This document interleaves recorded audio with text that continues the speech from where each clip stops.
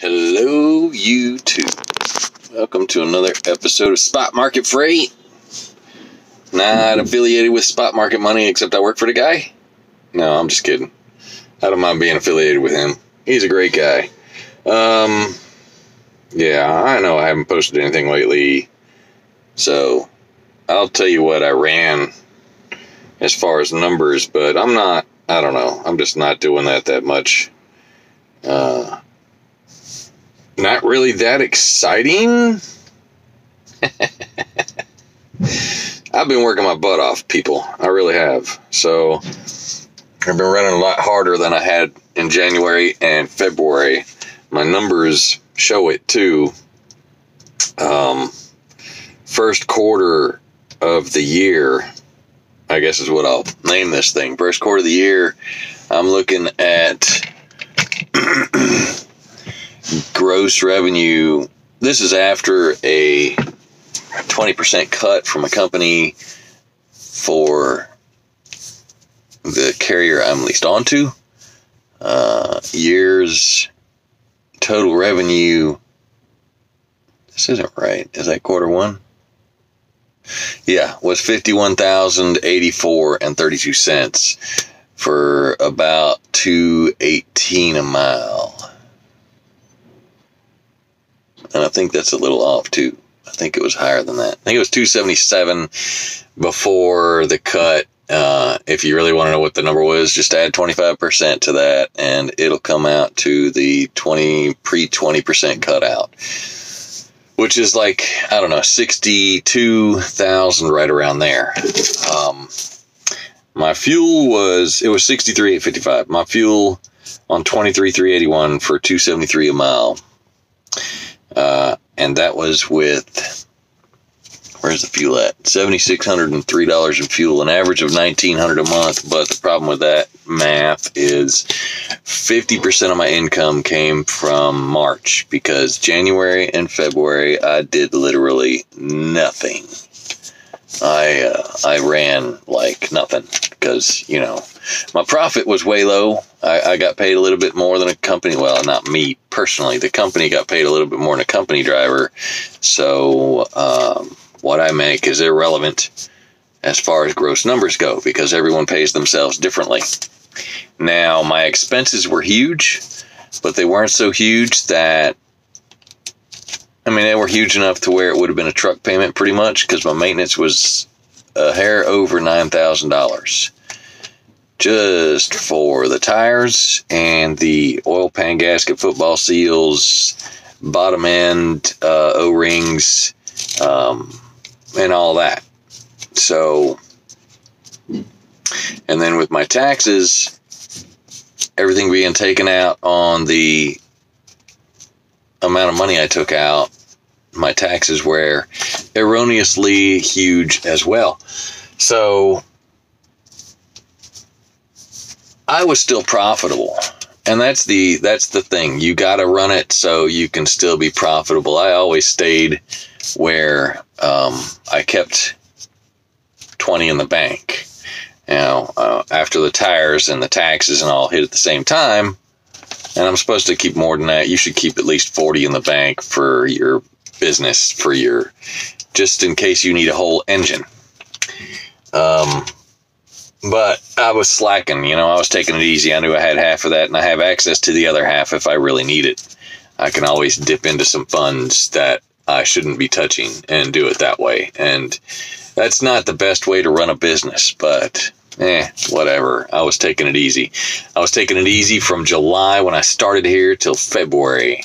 And then March came around and we did some digging, ran some numbers, and decided that I need to pretend I have a truck payment.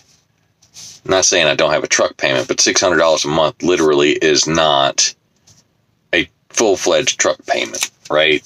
Because you can go anywhere, drop 8 or 10 down on a truck, and you're going to be paying $1,300 plus a month, depending. You can drop nothing down on an SFI truck and literally be paying over $4,000 a month. It's at Come Out Weekly. $950 is not $918. 36 is not $3,800 a month, people. It's over $4,000. And then you got to pay extra because, they want extra taken out of that. It's a Freightliner, dude. Your stick shift does not need to be to the ceiling. Anyway, not saying there's anything wrong with stick shifts to the ceiling, but if that's all you have done to that truck, and it doesn't look like you plan on doing anything else, then maybe do some more stuff to the truck, really. Anyway, so that was it for numbers as far as first quarter goes. Now, my profit skyrocketed, right? So, well, it all depends on how you look at it. I mean, if you look at January, I was at... Okay, January was the most profitable as far as profit goes because I didn't have hardly any maintenance expenses and all that other nonsense. February was a little bit lower. My per mile in January was $2.18, February was $1.79, and March was $2.42. This month, however, is getting to be ridiculous. I mean, I've been I don't know, it might just be this week. It's hard to say until the end of the month, right? So, for example, I've done 1, 2, 3, 4, 5, 6, 7, 8, 9, 10, 11 loads this month so far. It looks like I got to redo some figures here. I think this is on number 11 right here. I went 264 a mile, 395 a mile, 317 a mile, 490 a mile, 352 a mile, 431, 385, 427, 562, 565, 685. My last one, the one I'm sitting on now, 685 a mile. Can you imagine that? Yes, it was a unicorn. I got lucky. Maybe either that I'm getting better. I don't know. Because, I mean, the average loaded for the month so far is 417. The average rate per mile with deadhead, which includes a 374 mile deadhead from Florida to the house, is 328 a mile. So there's people out here that'll say, rates are dropping. Brokers are always trying to control the market when it's not in their favor. There are some out there that I know that they get the rate and they will add on their cost to the rate, like on Walmart loads and stuff like that, from what I've heard. I don't know if it's every single Walmart load, but I think that's how some of them work. I know because, well, I don't know. It's from an unreliable source, namely Facebook, but you gotta filter through the trash in that swamp called Facebook. Anyway, so I'll tell you something, guys. I got this load is crazy high. Now, I was here on Tuesday, same place, picking up, delivering in Alabama, 256 miles, 66. And there's another reason my rate could be a little bit higher. I deadheaded back from Douglas.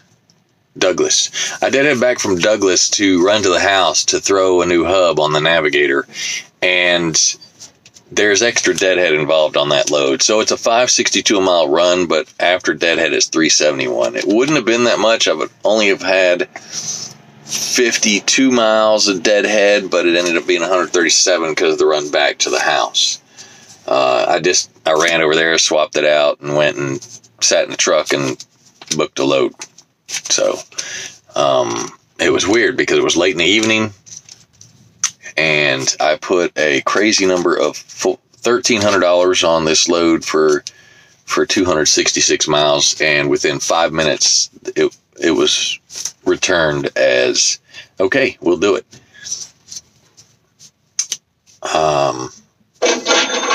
Cha-ching, baby. So that was a really good one. I took it up there. I actually sat here at this same facility. I've been here. I made videos on this, and I was raising cane. I've deleted every one of them. I keep making these videos and deleting them. So I was sitting here. I sat here for 7 hours. This load, that $1,300 load, ended up being $1,495 because I got 5 hours of detention, or like a couple of minutes under 5 hours. So they gave me $195. And no, it's only $40 a hour after the first 2 hours, but it's better than Schneider's nothing. I would have got 1 hour for Schneider and almost no detention, which is ridiculous. Schneider ripping people off. But that's part of what you accept when you sign that contract, when you work with them. Anyway, so I got $14.95 on that one, which is why it ended up being $5.62 a mile. Not, it was a hair less than that.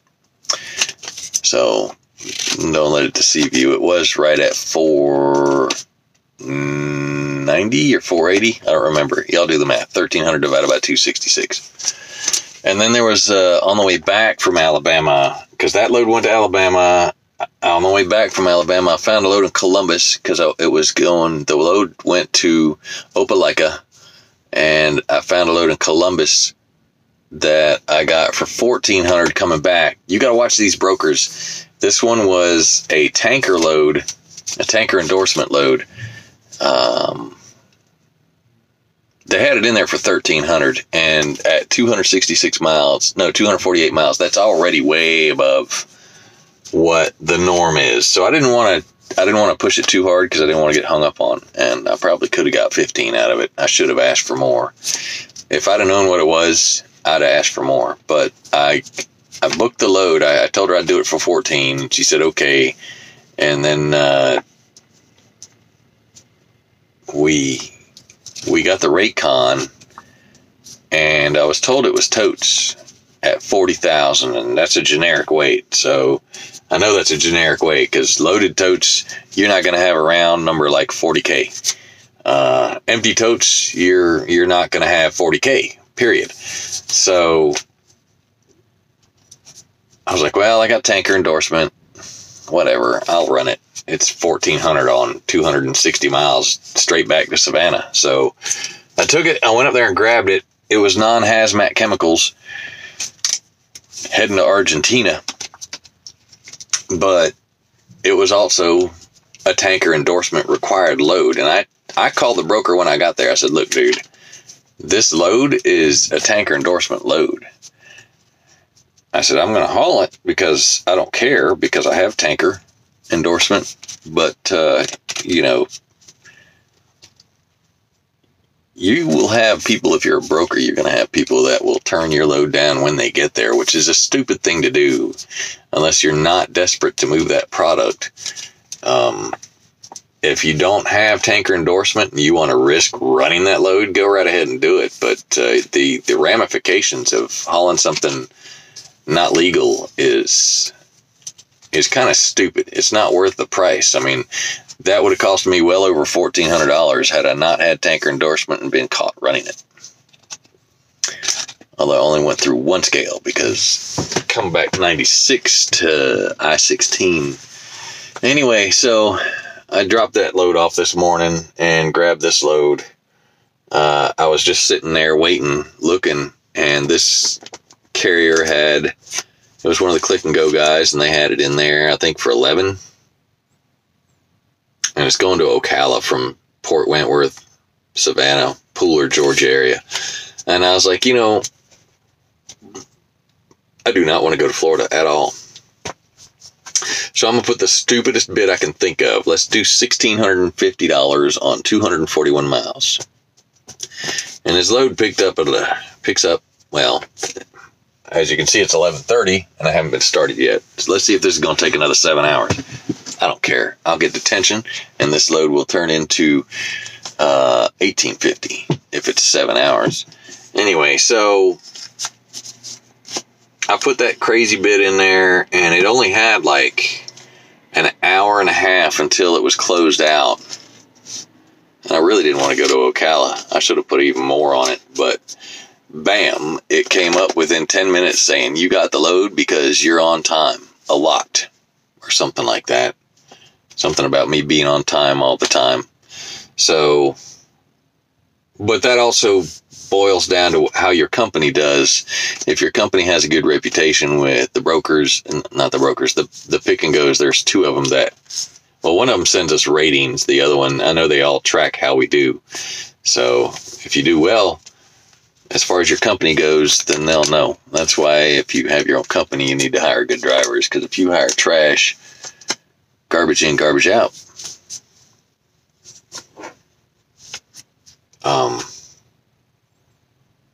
Anyway, so I ain't got nothing else. I am going to be taking my truck in again for more maintenance issues that I ponder. There's a line coming out from underneath the bunk. If you look above your tank, if you're losing antifreeze, I mean, it's not your APU, and it's like, I've lost, I don't know how much is in a jug. What's a jug? A gallon? I've lost, I don't know, I didn't even have half of one, did I? I think it might have been half a jug. Anyway, I finally filled it up. It was slowly going down, and it's so rare that it was actually moving. And it finally went down to the point where it was almost, it was stayed between the line. So it went down just a little bit more, halfway between cold and hot fill, right? So it went halfway, it went a little bit to maybe halfway of that. So a quarter of the line between between cold and full. So I decided to go ahead and fill it up. So I filled it up all the way. So whatever it takes to fill it from 1/4 to the full mark, or just a hair below the full mark, is where I was at. And it took a year to get there, right? I've had this truck a year. There is a leak. Now, when I have my truck washed, they washed the tanks just to where this pressure washer could reach. They sprayed off the tanks. There's a line going up to your bunk heater above on a Freightliner above the driver's side tank. And those hoses are what's leaking. I didn't know it, but when I was walking by, I spotted a white spot on my tank from where the antifreeze had dripped onto it. And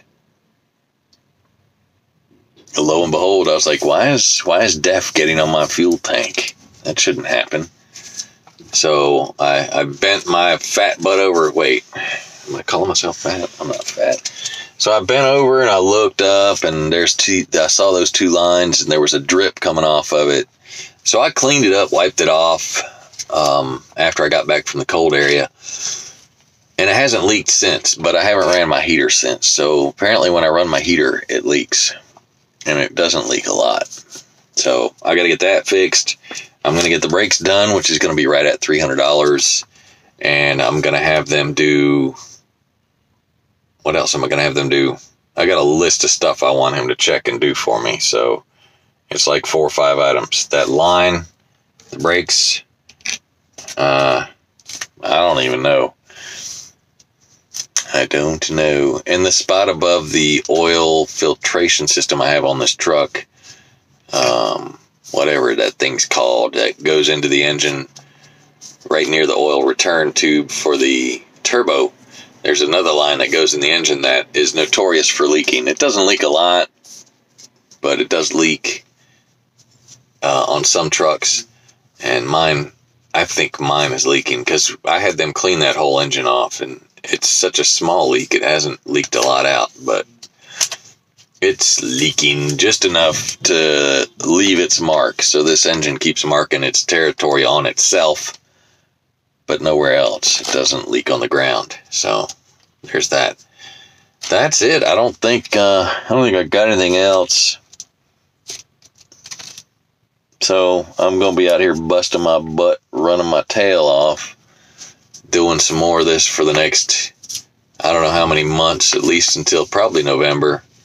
Although I've been sticking around the house this week because, dude, with rates like this, I started on Tuesday because Monday I had that rollover load I dropped, and it was $13.50, I think. I think that was the load. Tuesday, Wednesday, Thursday. Yeah, this is only 3 loads. So 3 loads plus the rollover from last week. 1, 2, 3, 4, 41, 45 off of 3 loads. And I've only driven loaded 2, 4, 6, 714, 715 plus deadhead 8, 830, 890, say 900 miles.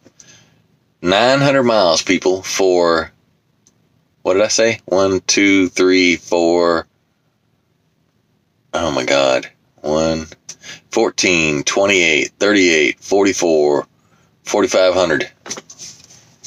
4,500 on 1,000 miles. Take out 20%, $900, 3,600 on 1,000 miles. Can you Schneider guys do that consistently? No, I can't do that consistently either. I know. Wah. I don't care. I don't care. My average is above my Schneider average that it ever was and has been. So as long as I keep making more than I ever did at Schneider and work less and do it down here, I don't really give a rat's sweet patoot. I can't go back to Schneider anyway unless I buy one of their trucks. They don't want my non-gate radar truck. So, because, you know, it's not safe. It's not a safe truck. It's not going to slam the brakes on at a shadow. Anyway, I digress. I have no hate for Schneider. I just think it's funny that everybody's like, ooh, Schneider, yeah. I just can't get over it. And every other company, too. Ooh, Prime. Ooh, Swift. Everywhere they work. I love my company. I see these people with CFI and all these other mega corporations, and they got these 5 million mile stars. I'm like, why would you work with somebody for so long? I mean, well, you know, I don't know. Everybody's got their own little needs and desires, and they're making decent money, you know, and I was making decent. You know, I just keep going. I keep going down that rabbit hole. I can't help it. Can't help it. Got to stop doing it. Anyway, that's all I'm going to say. And I'm going to publish this video because I'm really getting tired of making videos and deleting them and making videos and deleting them. So hopefully it will be less time before I make another one. Y'all have a blessed day.